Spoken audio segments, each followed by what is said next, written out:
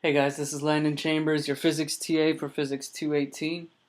Let's just briefly go over some of your questions from this week. Okay, so are you our go-to guy?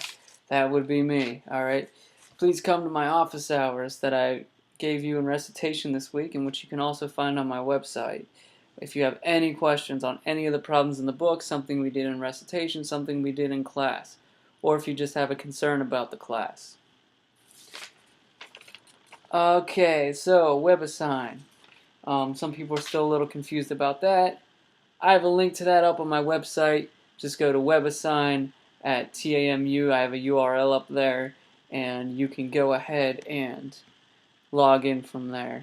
And that should give you some trial period for WebAssign, for I think about 2 weeks. We will be using WebAssign for the labs.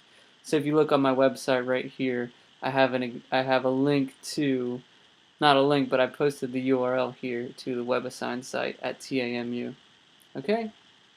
So, what else we got here? How to get to Dr. Basticus' videos. Well, I have a link up on my website. How do I get to this? Well, let me just show you how to get to this part of my website right now. Let's start out from the URL, go to teaching, and go here to 2013 Fall Physics 218. Okay, and I have a link here. Unfortunately, I have the wrong URL posted under the link, which I will fix. But what I like to do is just go to Basticus TAMU. Go ahead and search that in Google. All right, you click on the first link. That works. Scroll down to the bottom and go to chapter outline videos where you can watch the chapter videos. All right, and hopefully I'll have the link to that fixed on my website soon. Okay. It's also on my website. Let me just show you real quick a few things that I have posted on there. I have a link to previous exams. That link does work. I will have posted all the recitation videos, some quiz solutions, some examples, and also my office hours, a weekly calendar. So I have office hours 5 to 6 Monday, Wednesday, and then 3 to 5 on Friday, and a Skype office hour from 9 to 10. Oh, I didn't sign in the Skype tonight. Sorry about that. I missed my first Skype office hour. Oh, geez. I was too focused on making the video. Okay. Also, I have additional help posted down here. We have SI sessions from Jessica Gallegos. You can go ahead and attend those. Let me bring that up again. It is Sunday, Monday, and Wednesday from 7 to 8 in HECC 203. So check those out. I highly recommend them. She's a previous student of mine, and she took the class from Dr. Basticus. She used the Don't Panic textbook, so she'll be familiar with the problems that you're going over. Physics Help Desk also has some TAs in there. Not all of them took this version of the class, though, or have worked with this version of the class, but that's available to you. It's about 8 to 4 p.m. every day, 8 a.m. to 4 p.m., and Monday through Friday. Not every day, but Monday through Friday in the Mitchell Physics Building 135. Okay. So, that's where you can get some additional help as well. How does the homework work? Well, if you have Dr. Freeze, you have homework on eCampus you'll do every week. So just go to eCampus and look at that. If you have Dr. Basticus, you don't really have homework technically. You do have those pre-labs that you have to do before every lab, but you have no homework assignment you need to fill out and turn in to me. You do need to keep up with the problems and the examples in the book, though, as we go through the chapters in class. So you should have Chapter 1's problems and examples done by now, or have worked on them and be prepared to ask questions on the ones that you haven't been able to complete. Okay, the testing schedule. We have tests. If you look at my previous video, I go over that a little bit. We have tests on Tuesdays on the week outlined on the syllabus. They are going to be from 7 to 8 p.m. and the room is TBA. It will be announced to you in lecture or given to you via email by your lecturer. So make sure to attend lectures so you know where the test is exactly. Different sections will go to different rooms. Okay, do we need to buy our own Scantrons for the test? No, the test will be free response sort of questions. We don't need any more Scantrons for the exams. I will be hand grading the exams along with other TAs and professors, so no Scantrons needed. Okay, I wish we would have talked more about how to be successful in the class. So in my earlier sections, I did not talk about that a whole lot. But what I recommend you doing is just spending as much time doing physics as possible. Do all the problems and examples from the book. Get help whenever you don't understand something, either from the reading or from one of the problems. I will be working through the reading and all the problems every week, so I'll be very familiar with them. Also see Dr. Vasquez. He wrote the book. He's a pretty good resource as well. After you're done working the problems and exercises, you can go online and work previous exam problems. We have previous exams since 2004, so there's a lot of practice for you to do. So make sure you're doing a little bit every day. Do not procrastinate. It literally takes you time to really learn this stuff. If you try to learn it in 3 or 4 days, you won't be successful. At least not as successful as you need to be to perform well on an exam. Okay? So, I think that's sort of the not really material related stuff, but the class related stuff. Let's do some material related stuff. So I still have a lot of questions about the delta method. Let's just briefly review what that's all about. Consider some function f of x. So we can plot f versus x, all right? And we can consider some point x and want to calculate the slope exactly at that point. I'm not going to show it graphically, but through a limiting process, we derived that the slope at one single point x is equal to what we call this derivative of f with respect to x, which is represented by this ratio df over dx. That's equal to, the limit as delta x goes to 0, of the change in f between the points x plus delta x and x divided by delta x. Okay, so let's do an example that's just slightly different from what we did in class. 3x squared minus 4. All right, I had a few questions. How would you evaluate f at x plus delta x for a function where we just have a 4 over to this added onto the side here? Well, let's see how that works. So let's calculate this derivative. First thing we do is write the law, which I have posted up here. So sorry about that. Let's go ahead and copy and paste this law.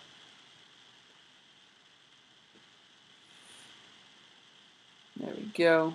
Let's start with this. Alright, now we can apply this law, writing what each of these expressions mean in terms of our example. So f evaluated at x plus delta x. We literally take this function and we replace x here with the quantity x plus delta x written in parentheses so we don't mess up the order of operations, right? So let's go ahead and do that. Let's write 3 times, and now let's put x plus delta x instead of x. And now we gotta square it. Minus 4, and there is no x after the 4, so we don't have to write anything else. We wouldn't have to write x plus delta x there, right? There's no x. It's just 4. It's just a constant.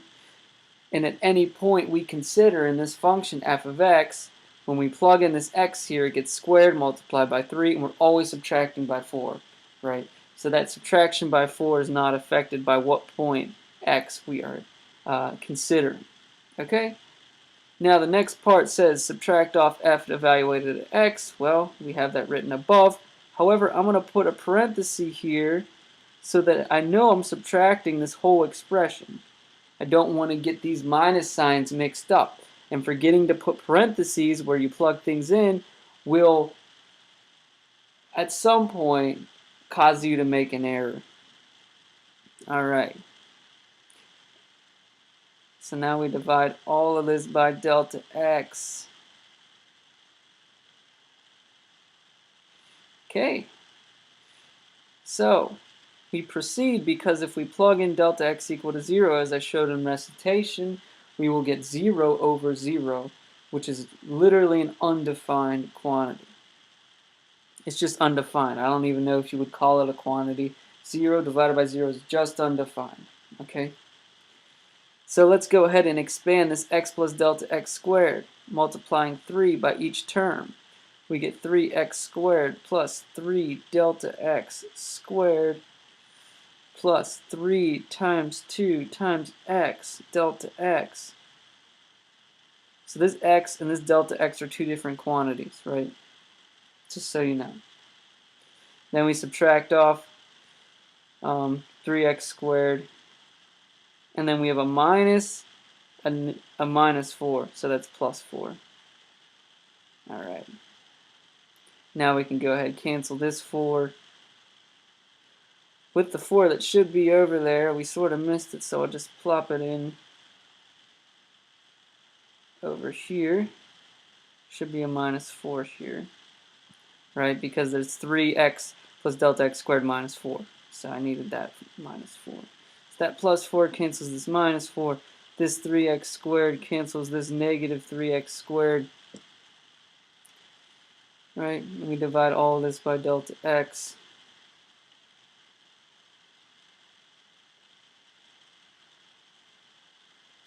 Now, I wasn't very clear about this in recitation, so let's show this step explicitly. We can factor a delta x out of each term in the numerator, right? So we'll have 3 delta x instead of 3 delta x squared plus 6 is 3 times 2 times x, but no delta x since I factored it out. We divide all this by delta x, and the delta x in the numerator and denominator cancel. We are left with the limit as delta x goes to 0 of 3 delta x plus 6x. Now we can set delta x equal to 0 and not get an undefined answer, which we were getting earlier. Delta x is 0. So this is equal to 6x, because under the limit as delta x goes to 0, 6x does not change since delta x does not appear. Alright, so that gives you the derivative of 3x squared minus 4. That's what we just calculated. Okay, so I hope that other example, work through it yourself, and then you can compare it back to my notes and make sure that everything's clear. Now, another question I get, can I replace an h instead of delta x? Knock yourself out. Go ahead and do it. How do I know when to apply this delta x method as opposed to just using rules? Well, from now on, just use the rules unless you're prompted to do so on an exam. For most of the functions we use, actually for all the functions we'll be using in this class, the derivative has some well-defined rule that goes with it. Okay, someone's already derived these rules for you, and you are free to use them. If you invent your own function, then you have to apply the delta method to find its derivative, if it's not obvious, okay? Or just to prove its derivative, you'd have to apply that rule.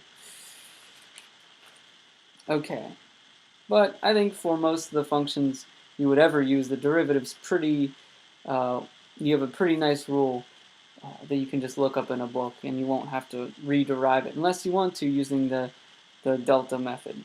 Okay, I had something else in mind. Let's see here.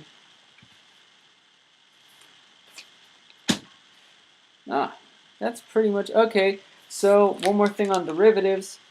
I just don't really understand what derivatives are. I get how to use them, but what does it mean? Okay. So on the screen here, I have written, well, let's get that back up, 3x squared, okay, minus 4. We found this derivative to be 6x. This result is a new function, a brand new function, called the derivative of f with respect to x. What does this function give us? Well, for different values of x, for example, x equal to 1, to 2, or to 3, This derivative function, 6x, gives us the slope of f versus x, right? It gives us that slope at that one point x that I evaluate. So consider x equal to 1. And I want to know what's the slope of f at x equal to 1. I could graph it, I could try to figure it out, but this derivative function gives me a quick and dirty way of getting that slope. I would then just evaluate this derivative function, 6x, at x equal to 1, and that would give me a slope of 6. Let's say I want to know the slope at x equal to 2. Okay? I evaluate this derivative of f with respect to x at x equal to 2. It gives me 12. That's the slope of f at x equal to 2. Okay? I want to know at 3, what's the derivative of f with respect to x for x equal to 3. I plug in 3 to this derivative function. I get 18. So 18 is the slope of f at the point x equal to 3. That's what the derivative function gives us. All right. For practical applications, next week we will have plenty of derivatives to work with. So velocity is the derivative of position, the time derivative of position, and we will see exactly how that derivative is useful for us. Okay. So the section I had after Thursday, I had a few questions about how does integration work. Right. Let's just do one quick example of integrating something. Okay. For example, a definite integral of a function f of x is equal to 3x squared plus 1 over x squared. I don't need that. Okay. Let's consider this example here. Just looked kind of confusing when I wrote it with the other pen option. So, yeah. Let's go ahead and calculate this integral. All right, so I noticed that this function is a sum of two functions.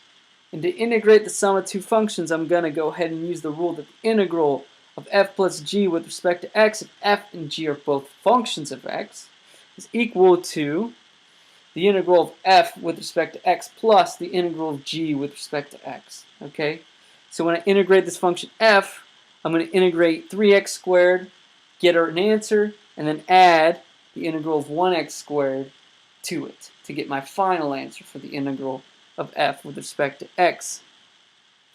Well, I noticed that both of these functions are polynomials.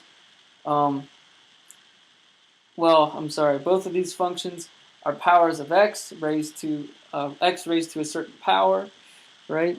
Some have coefficients, so I can use this rule that the integral of a constant k times x to the n, where n is a real number other than n equal to -1. That's going to be equal to k times 1 over n plus 1 times x to the n plus 1, and then plus this constant of integration, just any constant. It has a physical meaning whenever we use it later, depending on what the result of the integral is. All right, we'll get to that later, though. Okay, so let's start. Now that I've written my laws I want to use, let's go ahead and start solving this. So the first law I'm using is that the integral of a sum is equal to the sum of an integral. Sum of the integrals, that's equal to the integral of 3x squared dx plus the integral of. And so I can quickly use this rule. I'm just going to write this as x to the -2 dx. Okay, let's use the rule above. K is equal to 3 here. So I have 3. N is equal to 2. So I have 1 over 2 plus 1. X raised to the 2 plus 1 power, plus a constant of integration, I could just call it C1, plus k is equal to 1, n is equal to -2, so we have 1 over -2 plus 1 times 1, and then we have x raised to the -2 plus 1 power, plus another constant of integration since it's another integral. Okay? I can simplify. This here is a 1. Let me make that a little more clear. Can simplify this. So we get 3 times 1 over 3, which is just 1. So in the end, we just get x cubed. plus that first constant of integration. I'm not going to worry about it yet. Let's just go to this next term. We get 1 plus 1 over negative 2 plus 1. That's going to give me negative 1. So negative 1 times x to the negative 1 power. All right. And I'm just going to write plus c here, which is just c1 plus c2. Because after all, an arbitrary constant plus another arbitrary constant is just yet another arbitrary constant. So I'll just write one arbitrary constant to represent the sum of these two arbitrary constants, right? Two things that are arbitrary added together is still something arbitrary. So I can get away with just writing one constant here, right? So if we want to just be nitpicky, we can go ahead and write this as negative 1 over x if we like. But this answer is perfectly valid, plus c. And that would be the integral of 3x squared plus 1 over x as an example. All right. And now let's say we want to integrate from, for example, 1 to 2, this exact same function, 3x squared plus 1 over x squared. All right. The rule is I just take my previous result for the integral without the constant of integration. All right. Or with it, it will cancel out, but let's just do without it. All right, x cubed minus 1 over x, that's the result of the indefinite integral, and I evaluate it at 1 and 2. This notation means I first evaluate it at the top bound, so this bound 2. So I plug in x equal to 2, I get 2 cubed minus 1 over 2, and then I subtract off the lower bound, which is a 1, right? 1 here. That's what that notation means. So let me go ahead and get rid of this cluttered up stuff. And let's now evaluate x cubed minus 1 over x at 1, and we get 1 cubed minus 1 over 1. Right? So just to review, to calculate the definite integral, which is between the bounds 1, lower bound 1, and 2, we write the result of the indefinite integral, all right? And then we go ahead and write this evaluation sign from 1 to 2. It's just a vertical slash, and then 1 written at the bottom and 2 written at the top. And that says the rule for that sign, for this symbol here, is to evaluate this indefinite integral result, x cubed minus 1 over x, at 2 first, and then subtract off that same function, x cubed minus 1 over x, evaluated at x equal to 1. So simplifying, we can write 2 cubed is 8, minus a half, minus, and then we have 1 minus 1, which is just 0. So we can write 0 here. 8 minus a half, well, 8 is equal to 16 halves minus a half. So this is 15 halves. We'll do some more integration next week. I hope this video helped. Keep up with the problems and exercises, and I will see you guys next week. Bye.